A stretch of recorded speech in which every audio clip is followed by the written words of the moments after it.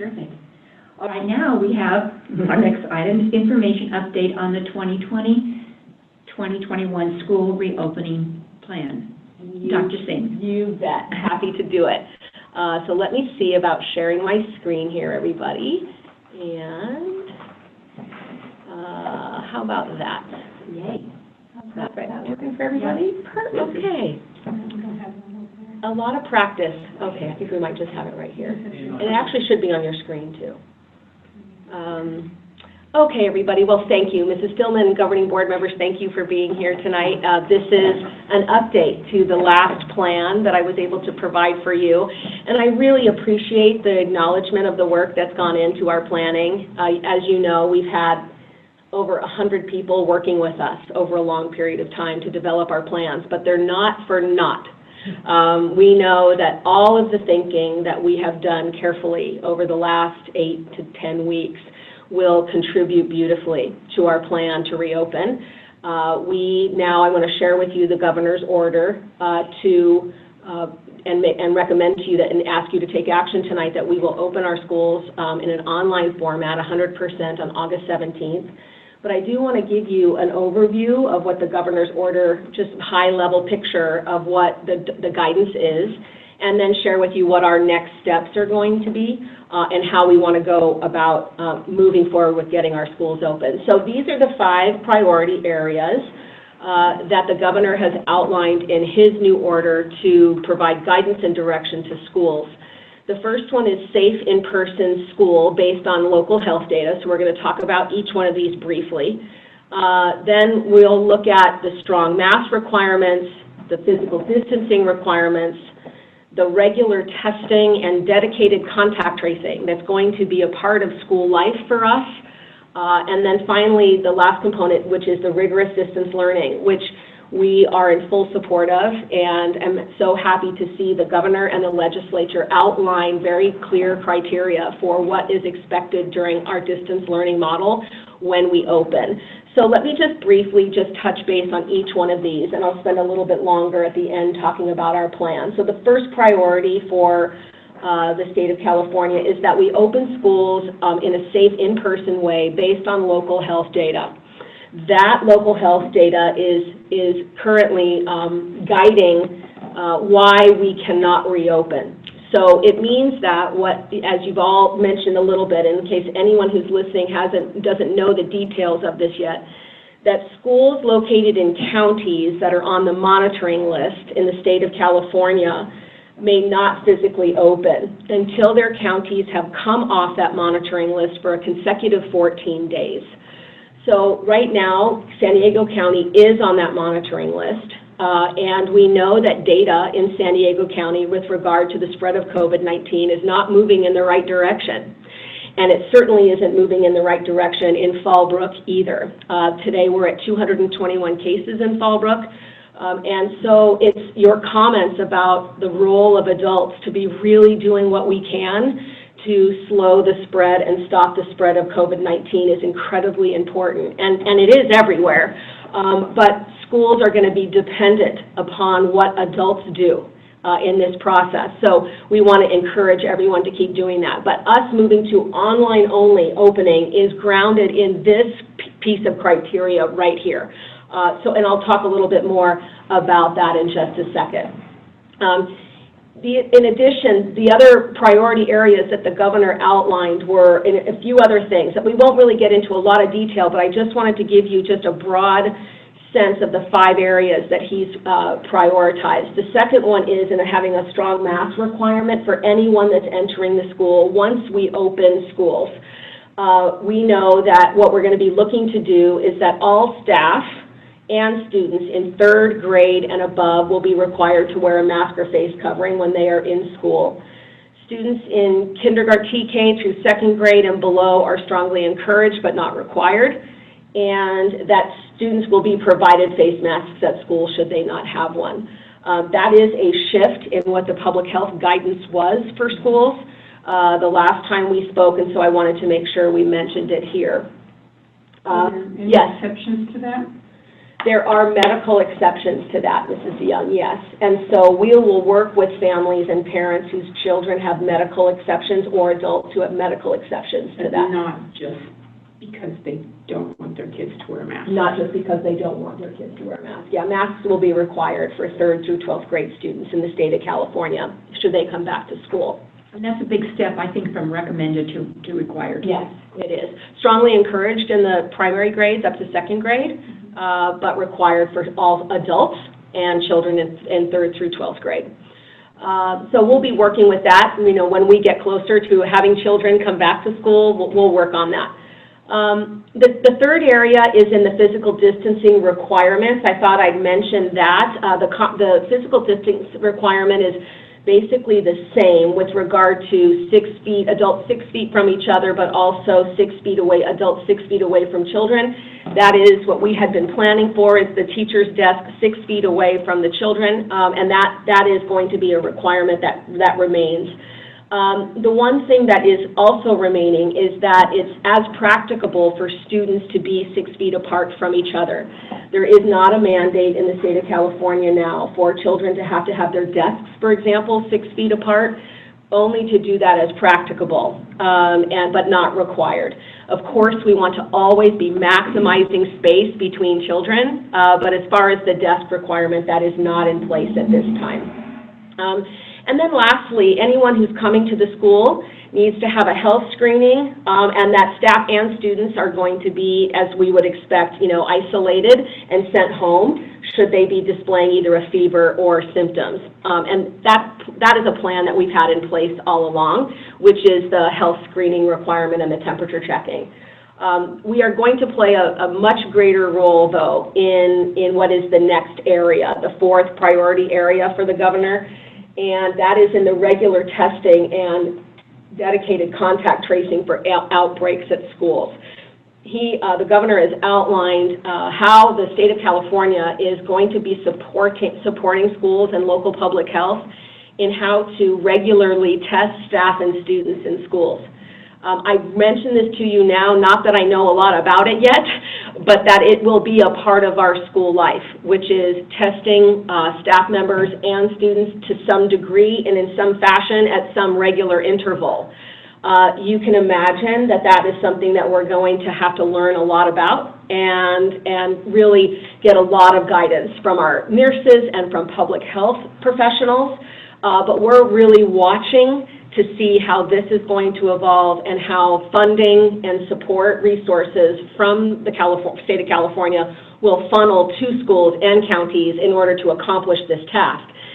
You can imagine, but the priority here is on regular testing of adults and students to be able to identify where COVID might be present in a school. I have a question about that. Sure. If a parent does not want their child tested, then at that time they would have to go to the online version? You know what, Mrs. Stillman, I can't answer that question for you yet. I don't really know what the rules will be as far as testing goes. This is a brand new piece of information for us with regard to the priority to regularly test teachers, staff members, and students. So I think there's going to be a lot of work to be done here. I simply just mention it to you to just be aware that it's one of the 5 priorities, and it's going to be a tremendous task for us as a school system to be able to accomplish this. And it's, add it to the list of the tremendous tasks of what it's going to take to open our schools. And, no one is more passionate than I am about having our children back in school. I know we all are. But, there's a tremendous amount of responsibility for us to be able to open schools safely, and now, significant modifications, changes to our processes, procedures, and then additionally tasks like health screenings, temperature checking, testing will be a big part of our day, and we're really going to look to figure out how we do all that. And we'll be ready, but we have a lot to learn in this area. So as things progress, we'll keep you informed about what we learn about that. The 5th area, which I think is the most important at this point in time, knowing that given that San Diego is on the monitoring list, we do not anticipate San Diego County coming off the monitoring list anytime soon. We hope that trend turns in a different direction. Is the real priority here on rigorous distance learning, and that knowing that we are going to start our schools online, that we are going to provide the best, most effective online platform and approach to working with children as is possible. And I have every confidence in the world that we will do this very well, as I shared with you last time. So let me just share with you just what some of the requirements are now, that the devices and connectivity need to be prioritized and required that every child has a device and is able to connect to the internet, that daily live instruction for every child with teachers and other students is a requirement in the legislation, that teachers will be working with children every day from a distance learning format, that there is an emphasis on class assignments that are challenging and equivalent to in-person instruction, right? And finally, that we provide targeted support and intervention for English learners and children with special needs. So these are part of the requirements now as we look to open online. For us, these were all things in our plan, regardless of whether or not they were going to be required.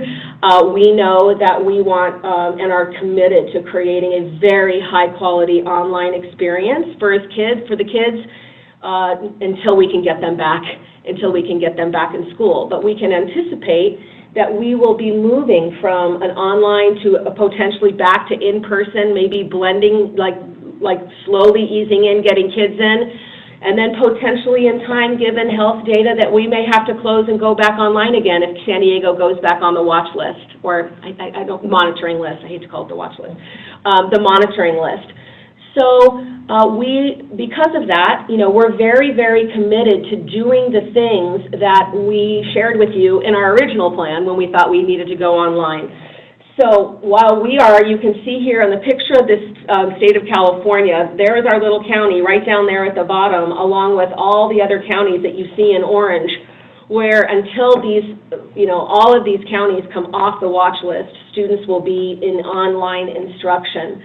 And this is just a repeat, just to remind you from the presentation that we provided you last time, is that these are the high-quality things that we're committed to implementing, and I know our principals and teachers will do a beautiful job in our online work with kids. We're committed to continuing the social and emotional support, even in this format. We added a full-time counselor to every school in our district to provide the social and emotional support with our kids, so there will be, that counseling component will be in place as it was before. We are completely committed to the technological support that children and families will need, connectivity, helplines, new devices for kids who need them, one-to-one from TK through 8th grade, so families aren't sharing devices at home. Every child will have their own, and we're working on that now. Commitment clearly to student engagement. Obviously, we want to really make sure that children are daily, connecting with their teachers and school adults every day and receiving online live teaching from their teachers every day. And then the high-quality teaching and learning, the materials, and the ways and the approaches that our teachers are going to use to work with our kids. Our teachers are phenomenal. They're phenomenal, and in person and online, we know that our teachers will bring beautiful instruction to the online environment, as they always do. So these are some of the things that, just as a reminder, that we're committed to, and remembering that what we're going to be looking to do in our online program that's going to start on August 17th is very different than last year. And I just wanted to bring this back to the board as a reminder that what we looked at last year was, that was an emergency context, right? That we had to do that quickly. And I was so proud of the way that our teachers worked and our support staff worked with our kids, even in that environment, because we were ready to go. But there was a more limited live instruction every day. That will be different this time as required. And so you can see the things on the right. We will be back to the kind of instruction we would expect every day. Grades, daily attendance, a much more structured, schedules for children every day to be working regularly with their teachers. So it will definitely be different than last time. Again, Question, so the yes. the students will be working with their teachers as well as their classmates. Mrs. Stillman, thank you for that nuance. Yes, that interaction, even from a distance with children in cooperative groups and talking to each other in discussion groups and seeing each other and working together, our teachers are masterful at this. And it's a very important piece that children have the opportunity to connect with each other, even online. Mrs. Liebes, as you were describing, how motivating that's been for, these kids who have been at this camp that you were describing. You know that we've shared this with you before, that we have, all of our kids are going to be online to start the year, but some of our families we know will want to remain online all year long. And we are prepared to support families who choose to do that.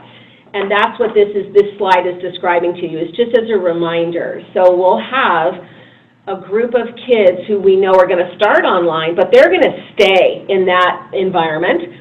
And then we're going to have some families who are going to be online with us to start, but they are going to be eager to come back to a face-to-face instruction.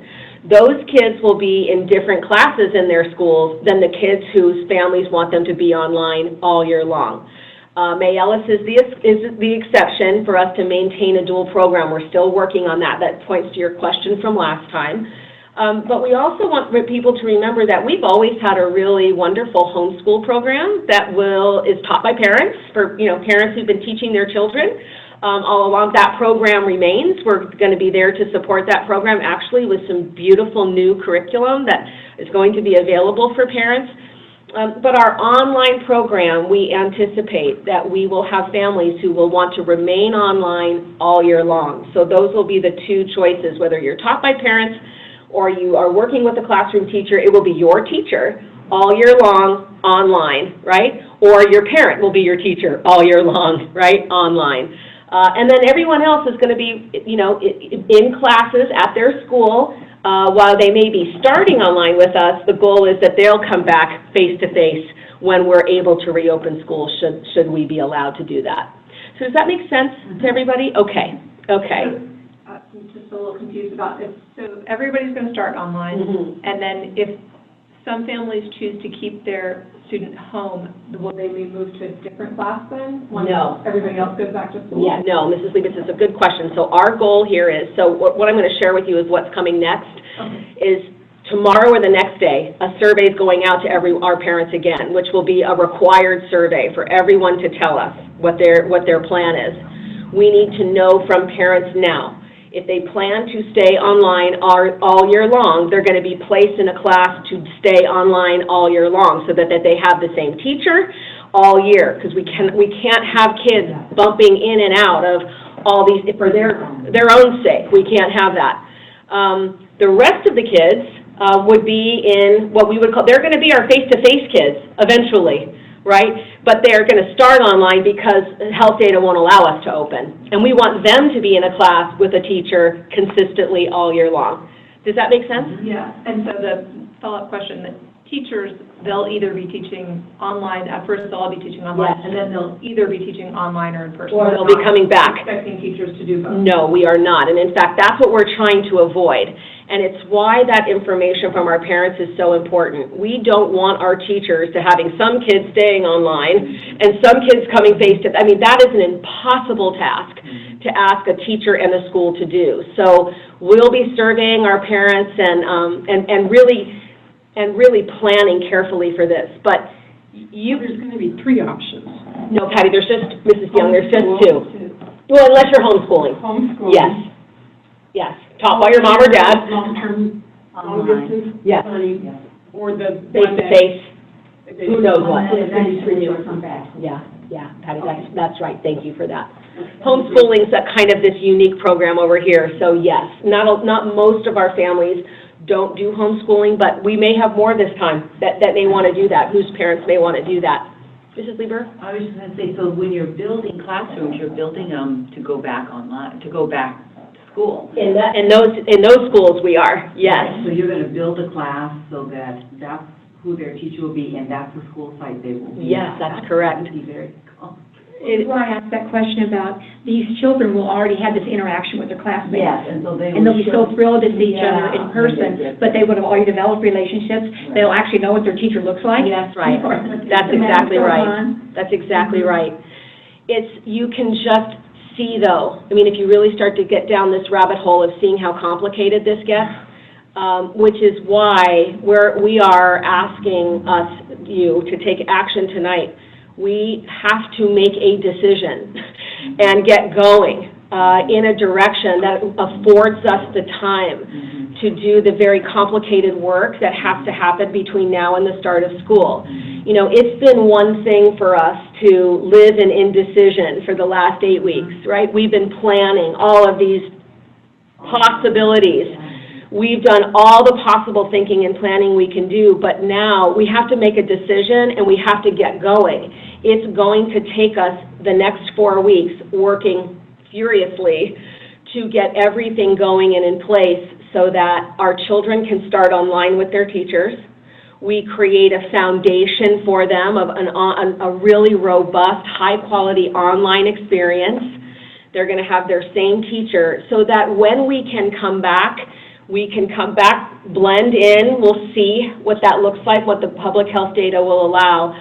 But also, if we have to close down again, our children have a foundation to go back to, right? And that we have no lost time, that we have a continuity in their learning, which is what we're really committed to, which is why we're going to start online, commit to the first 4 weeks of school, that we're going to get some stability, continuity. The high school is doing the same thing. They are committing, I think, to the first 6 weeks online, and we need to get a good footing, right, in this, so that when we can come back, we can move back and forth in a much more effective way without losing a lot of instructional time, which is our goal. So here's what's next. Can I ask Yes. Yes. You're ready to answer this question. What will our schools look like for the first 4 weeks? Will the principal and the AP and the secretary be on campus? Yes, they will. Thank you, Mrs. DeYoung. It's such a good question. Our employees... Last time we did a lot of handouts. Yes. Are there still plans to do some of Yes, that? there will be. We will, yes, and yes. We will have all of our employees back at their work site locations. Our teachers will be coming to school, and our principals and our school employees will be coming to school. We are working, one of the most important things for you to know is that particularly for our classified employees, we are committed to not have anyone be laid off during this process. And so what that means is we're working very collaboratively with CSEA and to be working on us being flexible in, if you have a job that, for example, as a bus driver, and you may not be driving a bus while we're all closed, how can we work with them? And we're working on this literally as we speak so that no one in our district loses their job. That is our goal. So it's going to take a lot of work and creativity and rethinking through how we're going to do some of those things, but employees will be expected to report to their work site. Schools and school districts are considered essential workers. And so maintaining all of the appropriate safety protocols, physical distancing, masks, screenings, all those things, as they are in place today, will be in place then, and our employees will be expected to return to their work sites when their first official day comes. So thank you. I'd like to review something also. You said that we're going to make a commitment for 4 weeks. Yes. So let's just say something happens and we get off this list, but we are still going to commit to 4 weeks. Now, that is our commitment, Mrs. Stillman, as of today, and I'm really, really happy you're bringing this up. We have just such a strong preference and professional kind of commitment to ensuring that our students have some continuity in their learning. And, we don't anticipate, truly that this is some kind of miracle is going to come back around where we could open all of our schools. If it happened, we certainly would look at that and decide at the time, is it better for us to come back, or do we need to stay where we are? I do think that what I'm hoping that you and what our families and our community can understand is, you know, I think people have been talking about opening and closing schools as if we're kind of a light switch.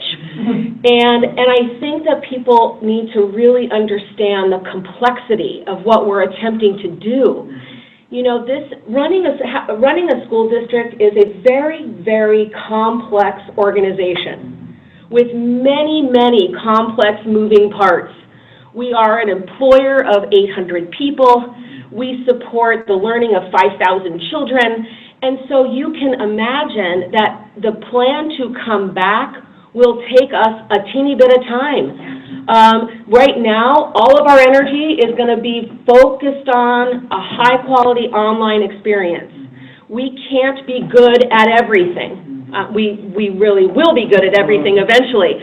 But things take time. We're not going to be able to just say, okay, we're off the watch list, get all the kids back in. That will be a process.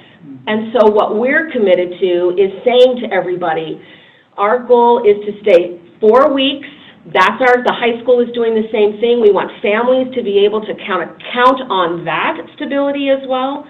And then clearly, if we thought the better decision was to open our schools sooner than that, we clearly would make that decision and come to you and say, we think this is a better decision. I feel much more confident in supporting our teachers with the training and support that they need, with our children to have some continuity with their teacher and their families, that's the best, most sound decision for us to make at this point.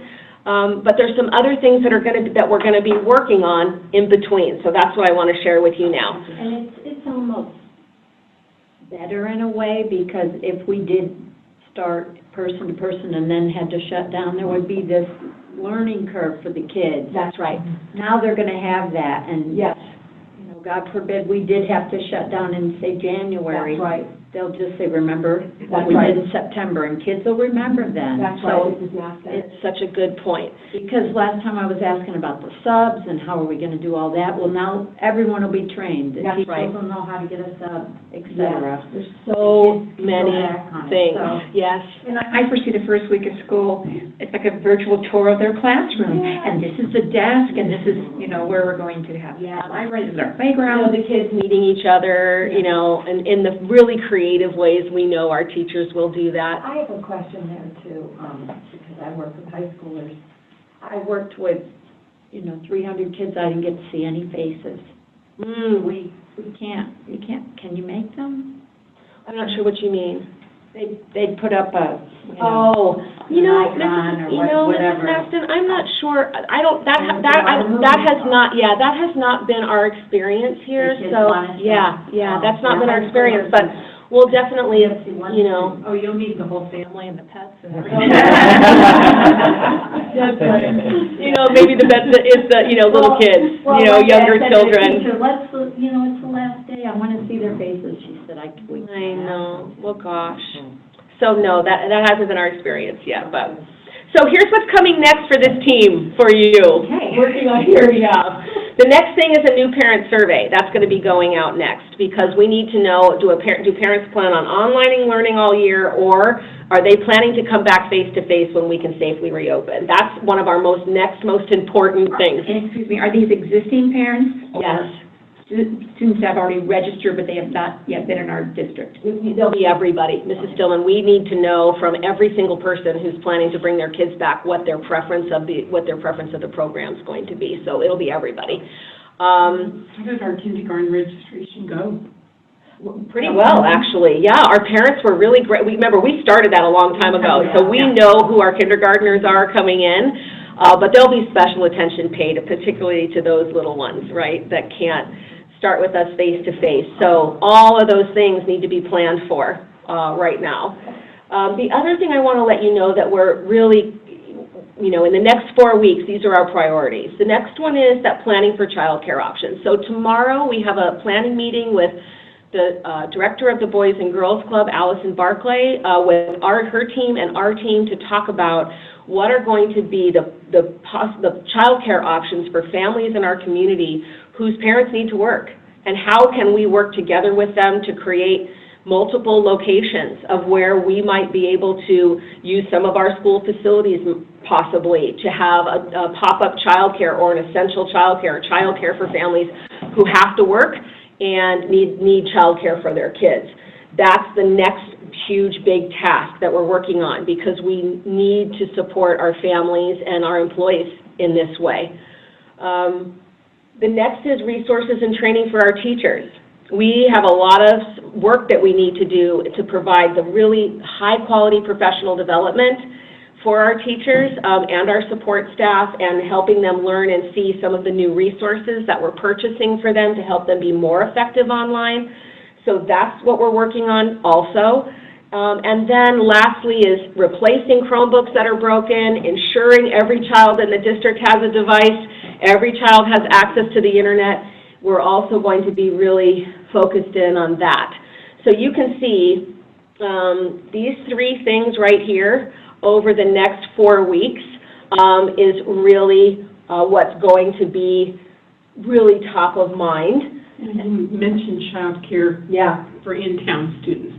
What about our base students? Yeah, we're working with the thank you for asking, Mrs. Young. We're working with the base liaison's office now.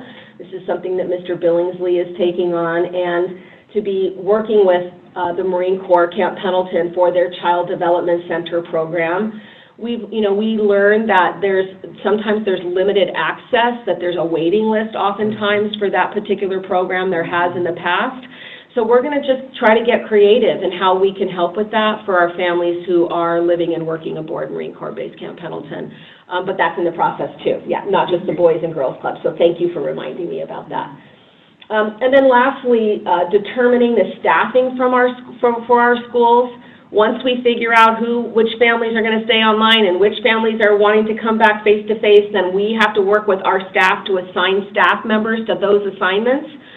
That's a huge moving puzzle that requires time, as you can imagine. That's a huge thing. So then next would be planning for extra support for our students. As you know, I mentioned earlier, our children with special needs and English learners. And then last, what I mentioned already, which is part of the priorities for the governor, is developing a COVID testing plan. That alone, I'm not quite sure. I don't have a lot of background knowledge on that yet, but we'll learn, and then we'll figure out how to do that. You're going to have to give us a lot more clarification on that. You're exactly right. So, in a nutshell, everybody, that's where we're headed, and it's why in the next 4 weeks we have considerable work to do, and why that making a decision now, helping everyone know where we're going and what we're doing, how we can accomplish all the preparations for that decision, while we're then obviously monitoring public health data, and really, really looking forward to when we can get our kids back in school. We're disappointed that we were not able to do that. Our teachers want to come back.